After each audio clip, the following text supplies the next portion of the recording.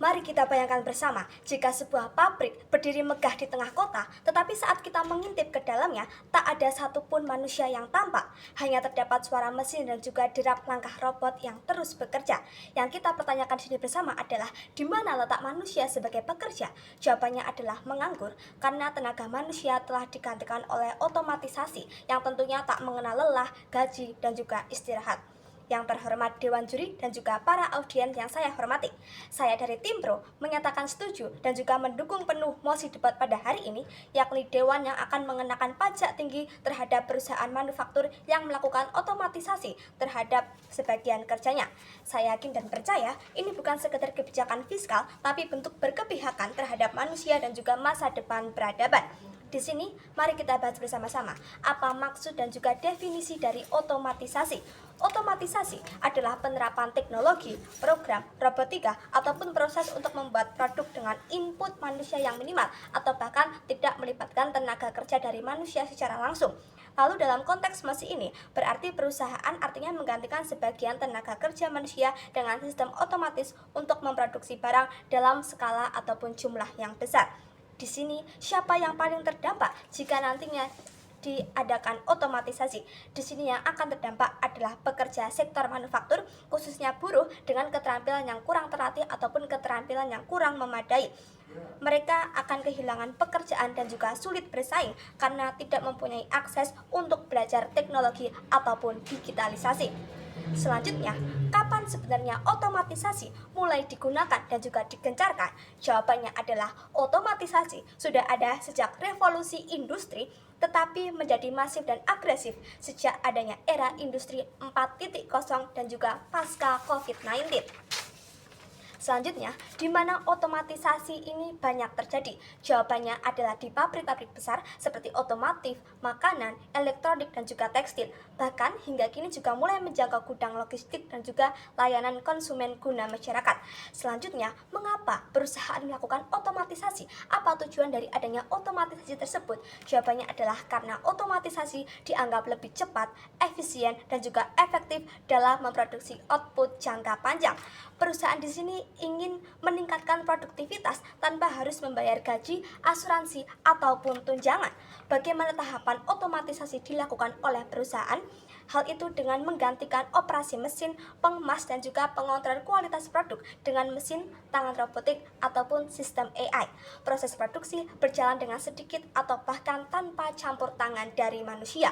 Dewan Juri yang terhormat, masalah utamanya bukan lagi tentang teknologi saja, tetapi mengenai lapangan pekerjaan yang menyempit, kesenjangan ekonomi melebar, serta potensi kreativitas dan juga akal manusia yang terkubur secara sistematif karena adanya teknologi yang tidak dikendalikan.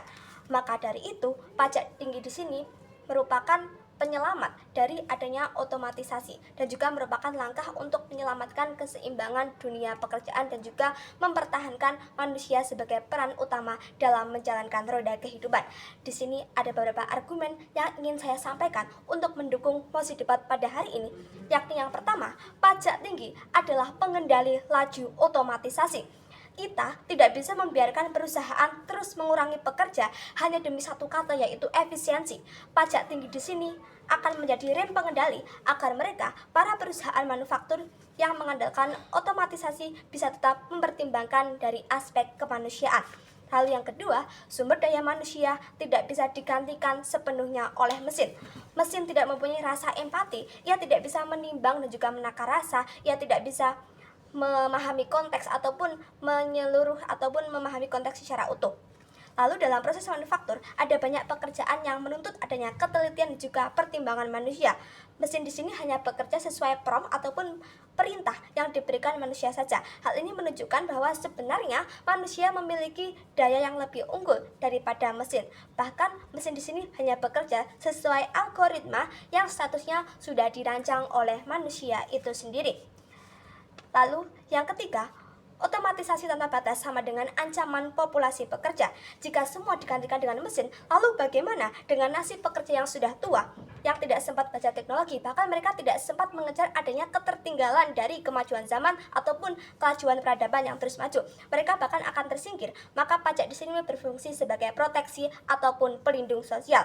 Selanjutnya, pajak adalah insentif untuk inovasi yang lebih manusiawi.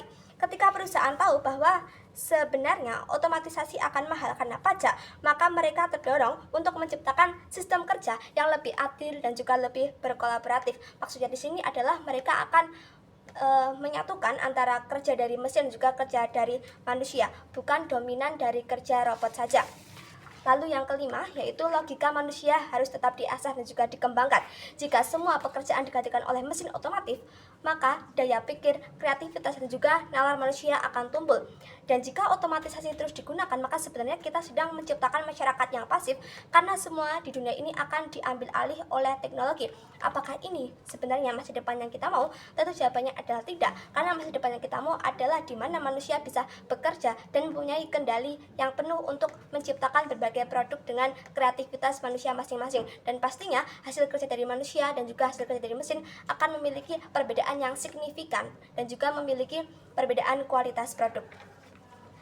Di sini, Dewan Juri yang terhormat, ketika kita membiarkan adanya otomatisasi yang merajalela, maka besok yang tergantikan bukan hanya buruh pabrik saja, tetapi kita semua sebagai manusia yang ada di dunia ini. Maka kita butuh adanya kebijakan yang berpihak pada manusia, bukan sekedar dari mesin saja.